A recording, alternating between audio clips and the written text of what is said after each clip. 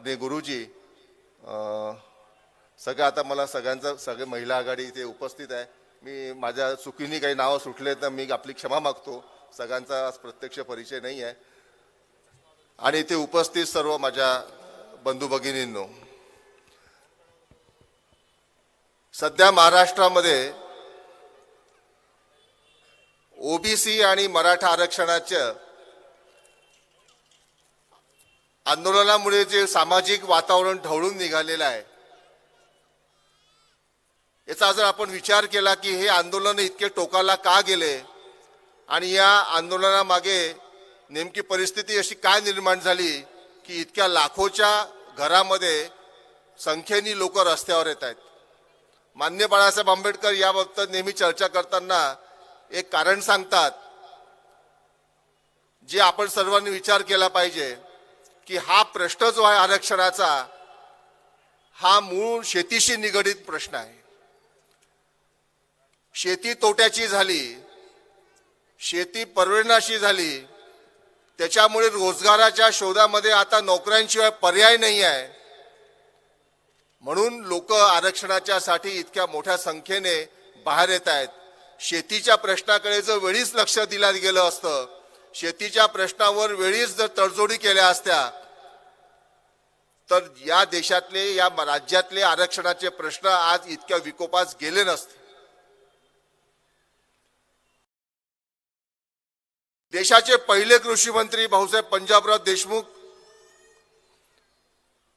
जे कृषी क्रांतीचे जनक म्हणून ओळखले जातात, त्यांनी सर्वप्रथम या देशातल्या शेतकऱ्यांना हमीभाव मिळाला पाहिजे. या देशातल्या शेतकऱ्यांच्या शेतमालाला संरक्षण मिळालं पाहिजे. त्यासाठी कर्ज त्यांना उपलब्ध करून दिलं पाहिजे, ते कमी व्याजदराने उपलब्ध करून दिलं पाहिजे.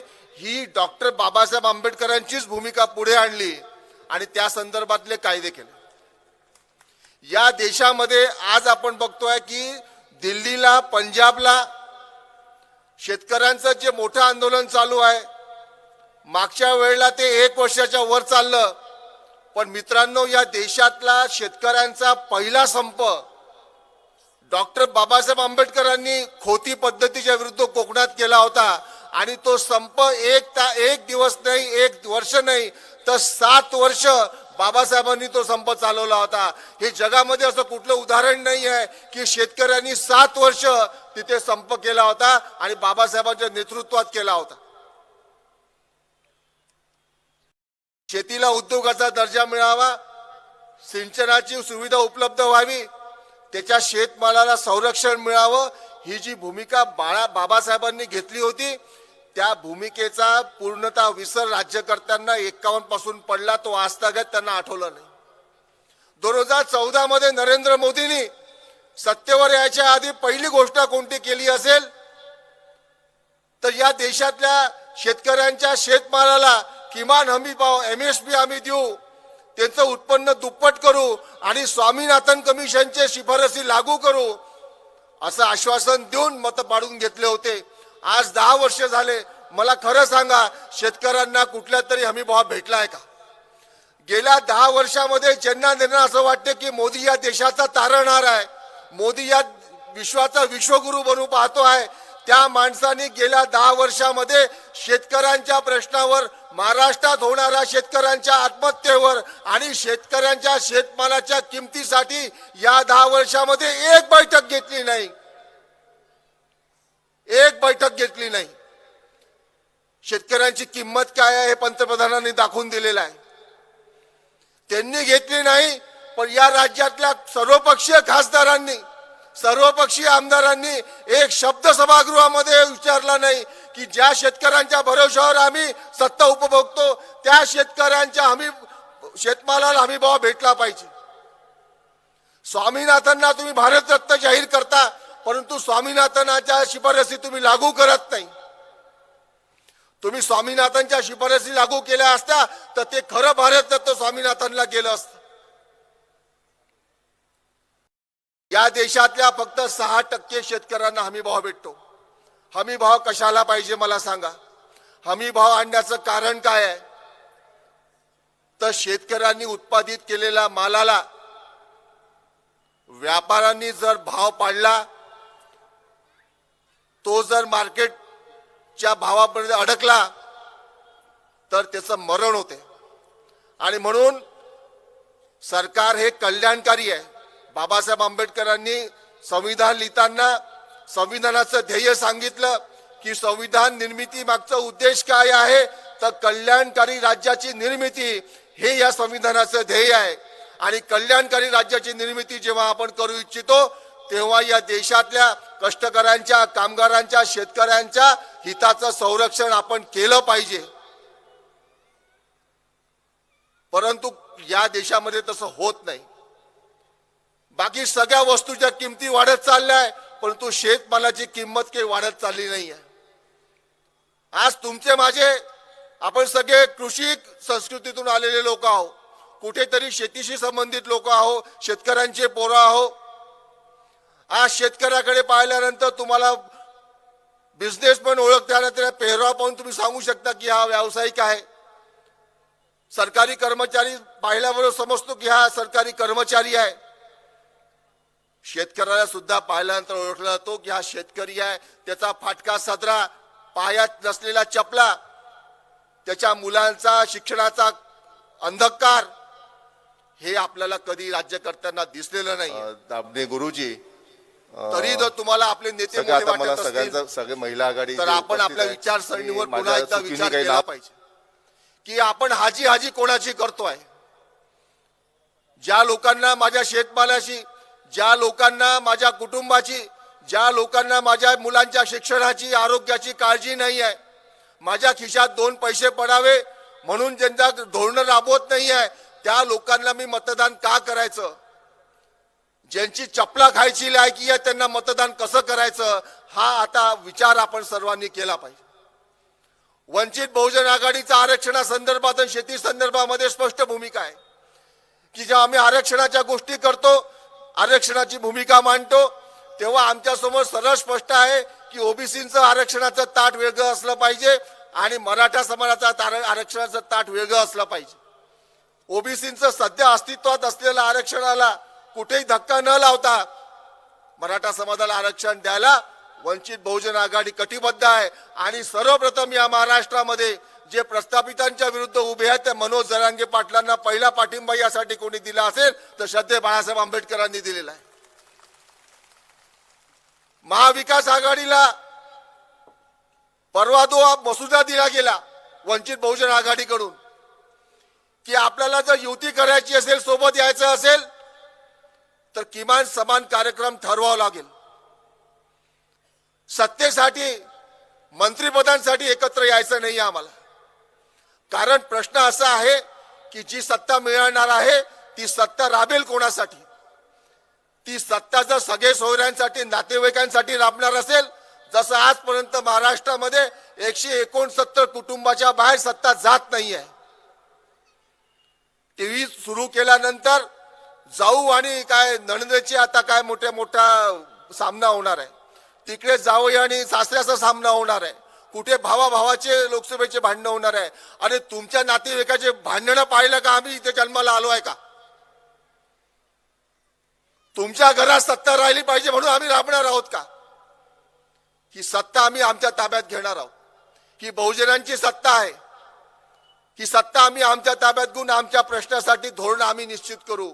आणि म्हणून कुठल्या तात्विक मुद्द्यांवर आपण एकत्र यायला पाहिजे याचा मसुदा माननीय साहेबांनी महाविकास आघाडीला दिला. त्यातली पहिली अट जर कोणती होती तर या राज्यातल्या, देशातल्या शेतकऱ्यांना MSP म्हणजे किमान हमी भाव मिळाला पाहिजे आणि त्यासाठी तुम्ही तुमची भूमिका जाहीर करा असं आपण तिथे दिलेलं आहे. सत्तेसाठी तडजोडी करताना अनेक नेते पाहिले, परंतु शेतकऱ्यांच्या हितासाठी भूमिका घेणारा पहिला नेता कोणता असेल तर बाळासाहेब आंबेडकर आहेत. त्यामुळे आपल्याला आपल्या पक्षाची विचारधारा समजून घ्यावी लागेल. प्रस्थापितांच्या राजकारणासाठी आपण गुलाम होणार नाही आहेत. त्यांच्याकडे सत्ता कायम राहायला पाहिजे, त्यांच्या सत्तेच्या गढ्या कायम राहायला पाहिजे, यासाठी आपलं जीवन नाही आहे. आपल्याला आपल्या विचारांचा सत्ता आणायची आहे. शेतकऱ्यांना हमीभाव देण्यासाठीचा जर प्रयत्न करायचा असेल, त्यांना तो द्यायचा असेल, तर नुसतं आंदोलन काही होणार नाही आहे. तर त्यासाठी आपल्याला आपल्या विचारांचे लोक सभागृहामध्ये पाठवावे लागतील, जे आपल्या भूमिकेशी सहमत आहेत, जे वंचित बहुजन आघाडीने दिलेले उमेदवार आहेत, जे मान्य बाळासाहेबांनी दिलेले उमेदवार आहेत. तिथे जातीपातीचा विचार न करता बहुजनांनी एकमेकांना मतदान करणं शिकलं पाहिजे. पुष्कळ लोक विचारतात की अकोल्यामध्ये वंचित बहुजन आघाडी इतकी यशस्वी का होत आहे, आणि अकोला पॅटर्न म्हणजे नेमका काय आहे. अकोला पॅटर्न खूप सरळ आहे, एका वाक्यात आहे की अकोला जिल्ह्यातले मतदार, अकोला जिल्ह्यातले लोक एकमेकांना मतदान करतात. आम्ही एकमेकांची जात धर्म बघत नाही. पक्षाने जर उमेदवार दिलेला आहे त्याला निवडून आणणे इतकंच आमचं ध्येय असते. तो श्रीमंत आहे का गरीब आहे, तो कोणत्या जातीचा आहे हे आम्ही बघत नाही. हा अकोला पॅटर्नचा यशाची गुरुकिल्ली आहे. म्हणून तिथल्या अकोल्याची जिल्ह्याची सत्ता जी आहे ती बहुजनांच्या अतिशय सामान्य लोकांच्या हातात आहे. मित्रांनो, जर आपण या निवडणुकीमध्ये शेतकऱ्यांच्या प्रश्नासंदर्भात मतदान केलं नाही, वंचित बहुजन आघाडीच्या भूमिकेला अनुसरून आपण भूमिका घेतल्या नाहीत, आणि सभागृहामध्ये यांचे जे सध्या प्रस्थापित आहेत, भारतीय जनता पक्षाचे इथे खासदार आहेत, जे व्यापारी शेतकऱ्यांना लुटतात ते व्यापारी भाजपचे पदाधिकारी आहेत का नाही, आहेत का नाही.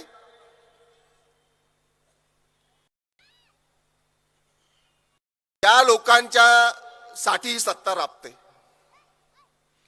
त्या एपीएमसी मध्ये नुसतं शेतमालाचा लिलाव होत नाही, तर त्या एपीएमसीच्या आवारामध्ये शेतकऱ्याच्या इज्जतीचा सुद्धा हर्राशी होते, त्याच्या प्रतिष्ठेची सुद्धा निलामी होते. तो अक्षरशः नागावला जातो. घरातून माल काढताना, शेतमाल काढताना, एपीएमसी मध्ये देताना त्याच्या डोळ्यामध्ये जी आशा असते की माझ्या मुलीचं लग्न करायचं आहे, माझ्या मुलांचं शिक्षण पूर्ण करायचं आहे, मला माझं घर बांधायचं आहे, या पैशातून मी ते पूर्ण करेल, ज्या आशेने तो त्या एपीएमसी मध्ये जातो, तिथे गेल्यानंतर दाभणे गुरुजींनी सांगितल्याप्रमाणे 12,000चा कापसाचा भाव 6,000 कापूस विकून मोकळा होतो. तो जागेवर मटकन बसतो, ते एपीएमसी मध्ये बसून राहतो, त्याच्या चेहऱ्यावर हताशा येते.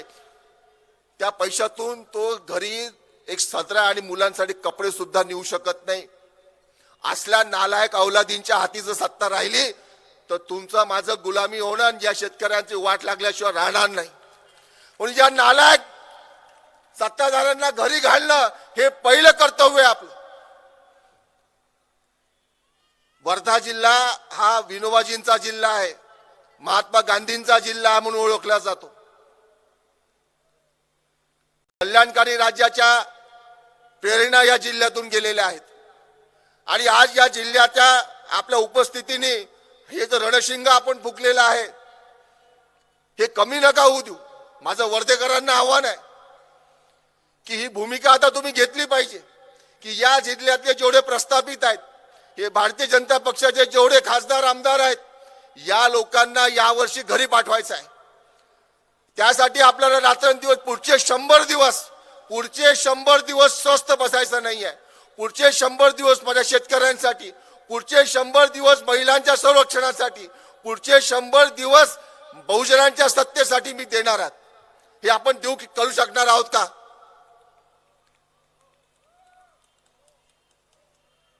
दोन्ही हात वर करून सांगा, हे आपण वर्धेकर करू शकणार आहेत का? वंचित बहुजन आघाडीचा आवाज स्टेज पर्यंत सुद्धा येत नाही आहे. वंचित बहुजन आघाडीचा श्रद्धे बाळासाहेब आंबेडकर तुम आगे बढ़ो. अरे स्टेजवर आवाज येतच नाही आहे. श्रद्धे बाळासाहेब आंबेडकर तुम आगे बढ़ो. वंचित बहुजन आघाडीचा. धन्यवाद. जय हिंद, जय महाराष्ट्र.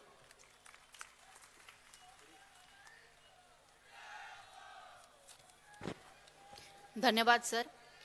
प्रस्थापितांच्या सत्तेसाठी आपण गुलाम म्हणून राहणार नाही आणि यासाठीच आता आपण जात धर्म सगळं विसरून वंचित आणि बहुजनांना सत्तेत आणण्यासाठी माननीय श्रद्धेय बाळासाहेबांचे हात मजबूत केले पाहिजे. मित्रांनो, आपलं एक मत या देशाचं चित्र बदलू शकतं हे लक्षात घेऊया. आणि यानंतर मी आमंत्रित करते